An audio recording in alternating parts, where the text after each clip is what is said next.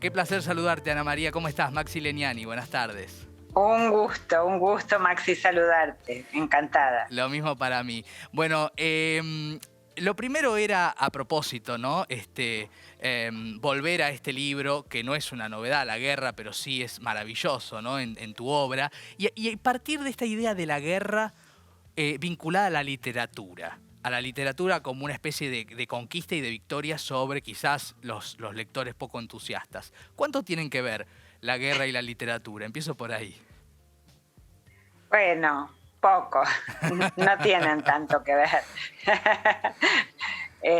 Es cierto que, bueno, según Sun Tzu, triunfa en la guerra quien domina el arte del engaño. Y en la literatura el arte del engaño es fundamental. O sea, se trata siempre de sorprender al lector, ¿verdad? De tenderle trampas, de hacerlo caer en un pozo cuando va tranquilamente caminando por el campo y cuando trata de salir, darle un palo por la cabeza. Claro, claro. Sí. En ese sentido, en ese único sentido, sí, yo diría Sí. que la guerra y la literatura tienen que ver.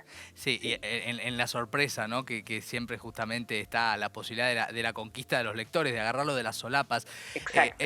Pensaba en relación a que sos una de las figuras del microrrelato en nuestra lengua. Pensaba en la importancia también de este género que, si bien no es nuevo, ¿no? O un subgénero, si queremos, como querramos llamarlo. Si bien no es nuevo, parece ser el signo de nuestro tiempo, ¿no? La brevedad, lo impactante en pocas palabras, ¿no es cierto? ¿Es difícil ser breve y ser contundente y que funcione? Porque pienso en tu obra dedicada al microrrelato, que está reunida, ¿no? Todos los universos posibles, estoy hablando de memoria, el libro lo tenemos acá seguramente para mostrarlo, pero pienso si es fácil contar una historia en 5 o 6 líneas y hacerlo con tanta cantidad de obra como has reunido y como has escrito, ¿no? Mira, lo difícil es escribir bien. No importa si es largo, si es corto, si es mediano. Lo difícil es escribir bien. Lo difícil Sí. es que lograr ese impacto que uno pretende lograr en el lector. Y en ese caso da igual que sean 2 líneas o una novela de 1000 páginas, ¿verdad? Uno Claro. quiere interesarlo, atraparlo, conmoverlo, perturbarlo, y que no salga indemne de lo que uno escribió. Y eso es difícil en cualquier extensión. Claro. Yo no creo que sea más difícil un libro de microrrelato. No digo un microrrelato es más fácil que una novela porque es más corto. O sea, es muchísimo más fácil escribir un pésimo libro de poemas que una pésima novela, porque es más breve, eso Claro, es todo. claro. Pero a la hora de escribir bien, bueno, creo que es tan difícil una cosa como la otra. Ahora, pero una cosa sí, te quería comentar con sí. respecto a eso que dijiste de que el microrrelato sería la literatura de nuestro tiempo. Hay un contrasentido en eso. Todo el tiempo me están hablando de eso. Me dicen, no, porque nuestro tiempo, que no hay tiempo para leer y todo tiene que ser breve, entonces el microrrelato. ¿Y por qué no hay ningún libro de microrrelatos nunca en la lista de bestseller? Y en cambio en la lista de bestseller tenemos novelas de 1000 páginas para arriba. Sí, es cierto. No es lo que elige la gente en nuestro tiempo, el microrrelato. Quizás es el signo de nuestro tiempo de los que no leen. Podríamos en realidad corregir, ¿no? Por esta moda del mundo Twitter, en definitiva, ¿no? Que también impacta. Tampoco, porque los malos lectores, justamente los malos lectores prefieren las malas novelas muy largas y no los microrrelatos. Me gustó esa definición. No les gusta leer, no los entienden. Claro, claro. Hay que ser un buen lector para entender los microrrelatos. Sí, claro. Claro. Hay un poco una herencia de los haikus, ¿no? En esto, en el sentido de que en poco se dice una cosa muy potente. Claro, y sí. El haiku es como el microrrelato de la poesía. Claro, totalmente. Hay una cosa que anoté que me gustó mucho, a ver si la tengo por acá. Sí, hay una frase que dice, para entrar en el misterio, dijiste en alguna charla, la poesía. Y me gustaba eso, ¿no? ¿Cuánto de lo que es, vos sos poeta, pero también haces mucho vinculado a la narrativa? ¿La poesía es una pugna, es una búsqueda, es un norte? en cuanto a esto del misterio en la literatura? Bueno, la poesía es misteriosa, eso es todo. La poesía es mucho más misteriosa que la narrativa. La narrativa es explícita, es casi grosera en relación con la poesía. La poesía tiene ese lugar tan especial, porque la poesía es el arte de lo que la palabra no puede decir. Es la lucha por acercarse a lo indecible. Un esfuerzo que nunca se logra del todo, ni siquiera la poesía lo logra del todo. Y a veces, si la poesía da en el blanco casi por azar, ¿verdad? Y bueno, y ese creo que es el gran secreto de la poesía, claro. ¿no? Es usar la palabra para llegar hasta donde la palabra no llega. Claro. Qué buena definición. Y además hay algo mucho más cifrado, ¿no? En la poesía hay algo más oculto incluso para el autor, ¿no? Sí, el autor mismo. Bueno, el autor nunca entiende mucho de lo que escribió, pero eso es más todavía intenso en poesía, claro. Claro. Cuando uno ve la cantidad y la calidad, por supuesto, de tu obra, piensa, Ana María Yuba vive escribiendo, vive inspirada. Pero ¿cómo es en realidad? Bueno, vivo escribiendo, pero no inspirada. A veces estoy inspirada y a veces no. Claro. Cuando no estoy inspirada, lo que hago mucho es trabajar en adaptación y reescritura de cuentos y leyendas, de cuentos populares y leyendas. Y ese es un trabajo descansado, un trabajo que tiene que ver más con el oficio que con la inspiración. Tengo libros en ese género para chicos y para grandes. Y bueno, y me viene bárbaro, porque digamos, cuando realmente no se me ocurre nada, cosa que sucede con más frecuencia de lo que yo querría, bueno, siempre puedo hacer un libro de adaptaciones. Claro. Hay algo que también, leyendo varios de tus libros, reflexionaba. Uno de tus libros de microrelatos es La sueñera, ¿no? Donde obviamente aparece lo onírico, por definición. Pero en tu novela La hija, que si mal no recuerdo es del 2016. 16. Que tiene que ver justamente con el golpe y demás, y con una historia de exilio. Hay algo muy interesante que haces, que es la novela y un diario de escritura. Es decir, es Ana María Yuba contando cosas de cómo se construye una novela, lo cual es apasionante las dos cosas, ¿no? Y una rareza al mismo tiempo. Y vos en uno de esos capítulos del diario hablás del sueño, ¿no? Del sueño como un factor ahí también vinculado a la narración, vinculado a la literatura. ¿Cómo se vinculan? Me interesa que nos cuentes tu reflexión al respecto. Bueno, es muy interesante la pregunta que me haces, porque si hay algo que no se puede contar son los sueños, precisamente. Claro.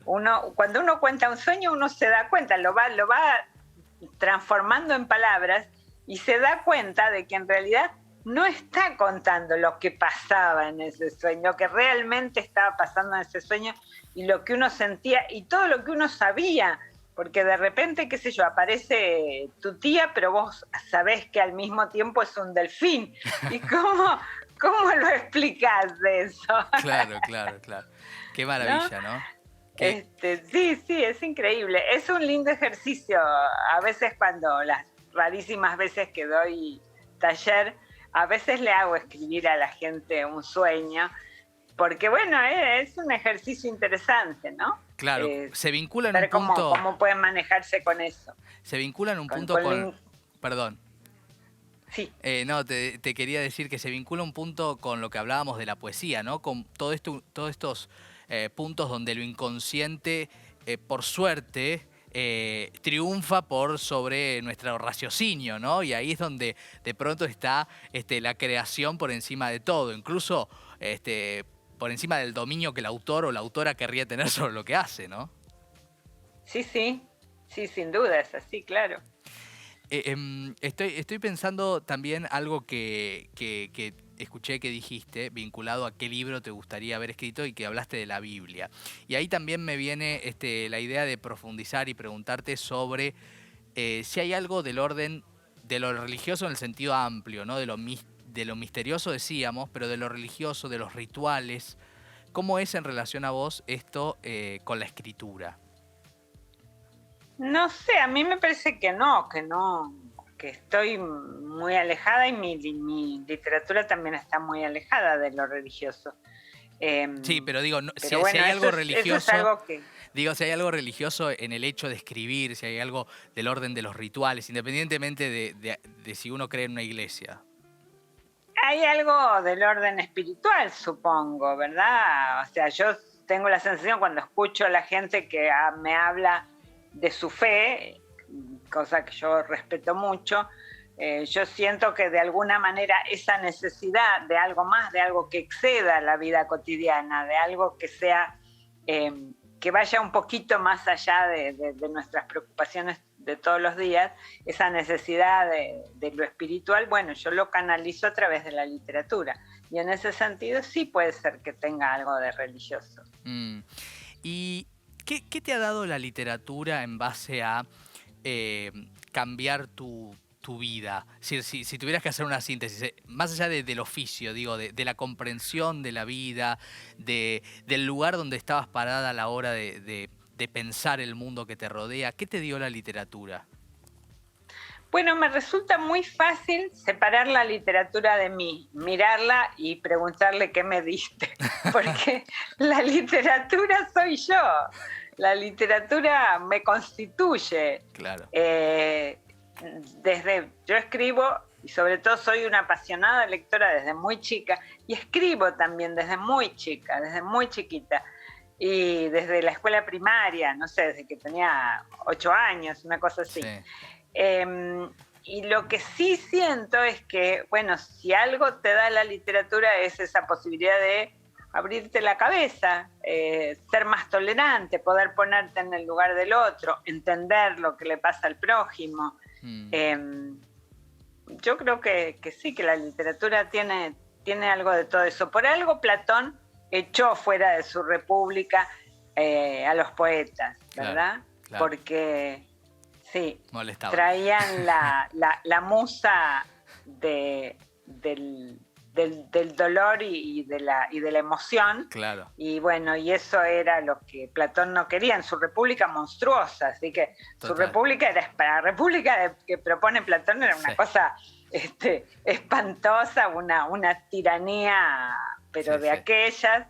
Así que bueno, me alegro mucho de que haya expulsado a los poetas. Y desde ese momento en adelante, todas las tiranías, todas las dictaduras han desconfiado de los escritores y han maltratado y censurado de todas las maneras posibles a la literatura. Han repetido, digamos, la propuesta de Platón. Claro. Y eso me da fe en la literatura. Si a los dictadores no les gusta, por algo serán, ¿cierto? Claro. Como hace poco recordábamos de Galeano, con el único mérito que él le encontraba a las venas abiertas de América Latina era que le habían prohibido las dictaduras, ¿no? No está mal, claro. Claro. ¿Cómo ha sido la pandemia en relación a la creatividad? ¿Ha sido provechosa? ¿Ha sido dificultosa? La pandemia ha sido, por sobre todas las cosas, larga.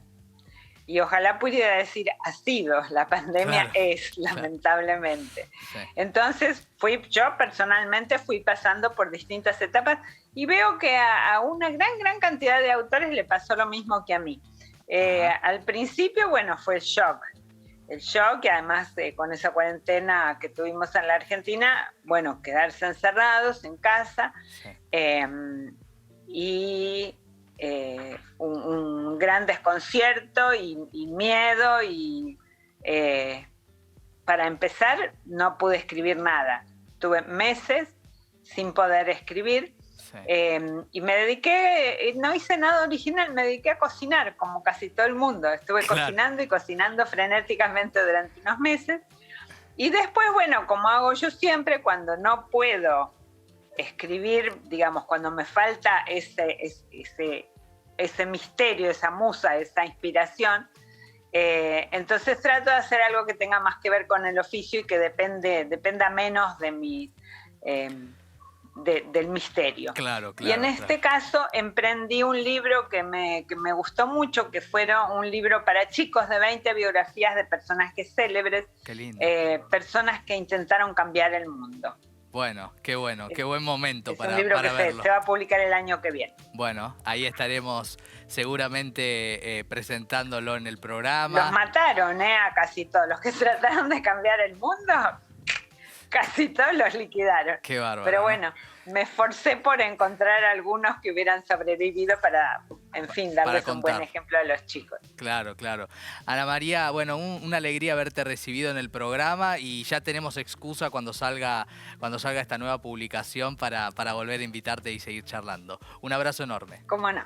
Encantadísima. Hasta luego, Maxi. Hasta luego, gracias.